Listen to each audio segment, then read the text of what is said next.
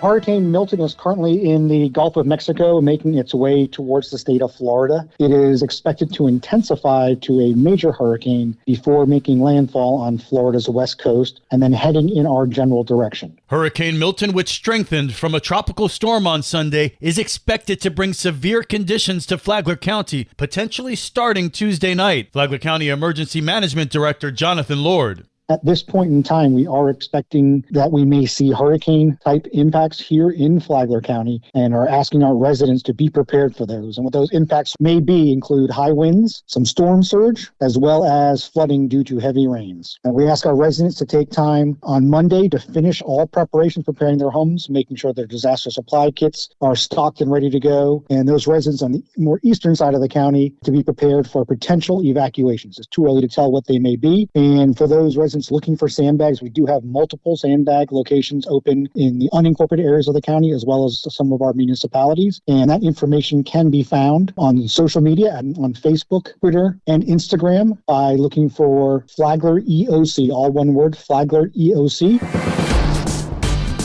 Good morning, Flagler County. I'm Rich Carroll. You're listening to Flagler's Morning News on Monday, October 7th.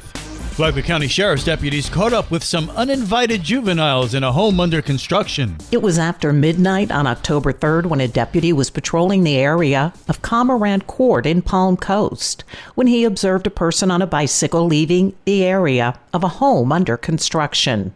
Flagler County Sheriff Rick Staley has more to tell. Deputy Tassi conducted a security check of the home and discovered juveniles were fleeing from the back of the home. 3 of them jumped into the water and swam across the canal in a midnight swim trying to escape. But they weren't fast enough for our deputies, who caught them on the other side. 2 teen boys swam across the canal and climbed out of the water onto Columbus Street, and a girl was apprehended as she was getting out of the water. Deputies returned to the home under construction and found a school ID belonging to one of the teens and 3 cell phones. They also discovered the home had been damaged and eggs had been thrown throughout the home. The 4 teens' guardians were called, and they were released to them with charges filed on the state attorney's office for burglary of an unoccupied structure, criminal mischief, loitering or prowling, and resisting an officer without violence. Sheriff Staley urges parents to be the sheriff of your home, not him. Parents should remember also that under Florida law, you're responsible for the cost of the damage your kids do. So know where they are, what they are doing, and who they are with. Flagler County Sheriff Rick Staley. For Flagler's Local Morning News, I'm Karen Johnson. This local news is a service of Flagler County's Toyota dealer, Beaver Toyota, US 1 St. Augustine, here to wow you. As far as Ray goes, I think Ray's a nice guy. But Ray has focused on his campaign on me. Friday's Free For All featured an hour-long discussion with both men running for Palm Coast City Council, District 3. I have long 25 years of working in like social service jobs. I've always been someone who wants to get out there and help my community. So those are things that are important to me. School psychologist Andrew Warner faces retired law enforcement officer Ray Stevens. Warner says he'll serve residents by working together. That's what I really want to do is I want to work with people. I want to bring people together to problem solve because, you know, this is our city and we're the taxpayers and we are the people that should be making the decisions in the city. So when we all get together and put our ideas on the table, that's when we all win. Stevens identifying his top 3 priorities. Overdevelopment and or poorly planned development that is putting a tremendous strain on our infrastructure, which was first built, most of it, in the early 70s. My second issue that I would like to address is raising taxes should be the last resort, not the first option. And lastly, I want to create a better conduit, a mechanism whereby the residents can communicate to the city council. Stevens suggesting town hall meetings as a way to allow citizens to engage with the city council. Tomorrow we'll hear from both candidates on the current state of local politics. I'm Daryl Moody reporting.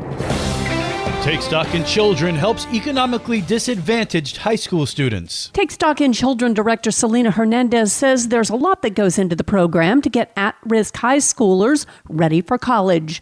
One of those things is matching the mentee, that's the high school student, with the mentor. Here's Remy, an 11th grader at Matanzas High School. One of my favorite moments here is meeting my mentor. That process, it just felt really special, like in the moment. And I just immediately felt a click with Miss Mary. And it was really nice being able to find someone who, besides my parents, cares about me. And you can tell that we put thought into the process of picking out the person that was right for me. Remy said Mariotti Johnson is setting her on a path to college and maybe a career in journalism. Josh is another mentee. He's a 12th grader at FPC. He's had a mentor before and says his current mentor is great. Mike taking over the second year, it was a much better experience. And I'm really proud. I'm really grateful for this whole program. And, it means a lot having an outlet, besides my family members, besides my parents. Josh is still exploring the direction he wants to take in life. The Voices of Flagler's Future is on WNZF Sunday mornings at 10 and on the Flagler radio app. From the WNZF newsroom, I'm Deb Albertson. And now you're up to date on Flagler's Morning News. I'm Rich Carroll.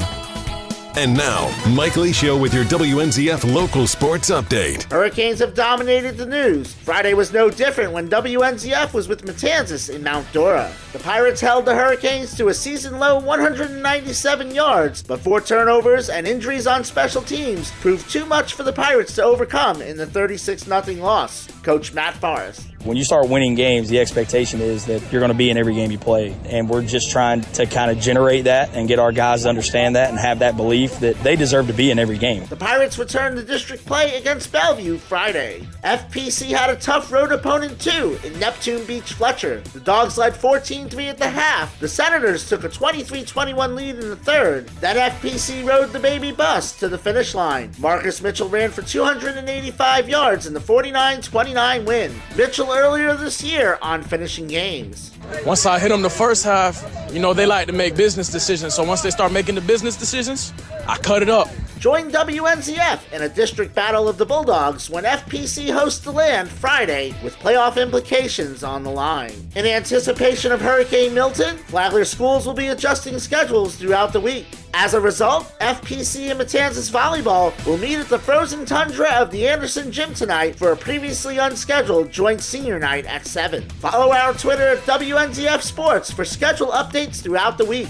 In FPC softball news, first baseman Sadie Shell announced her commitment to Kaiser University. Coach Brooklyn Jimison tells me groundbreaking took place last week on the renovation of the Bulldogs facility, including new fencing, dugouts, concessions, bleachers, and the addition of a press box. WNZF is your home for local sports, with updates Mondays and Fridays. From the Sports Desk, I'm Mike Licio.